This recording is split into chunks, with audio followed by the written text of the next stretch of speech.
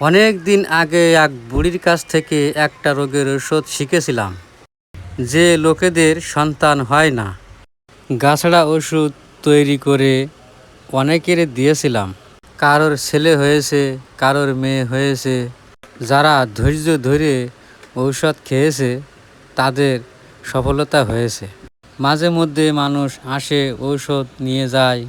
কোথায় গেলে আল্লাহ মুক্তি করবে এটা কেউ বলতে পারে না। আমি শুধু এই একটাই রোগের ঔষধ শিখেছিলাম। এই ভিডিওটি দেওয়ার একটাই কারণ, হয়তো কারো না কারোর উপকারে আসতে পারে।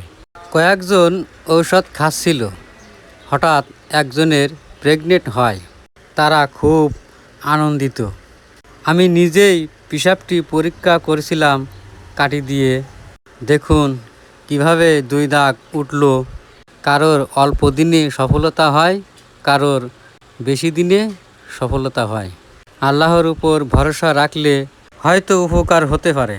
যারা এই ভিডিওটি দেখছেন অবশ্যই শেয়ার করে রাখবেন, হয়তো অন্যের উপকারে আসতে পারে। বিশ্বাসে মিলায় বস্তু, সবই উপর আল্লাহর ইচ্ছা।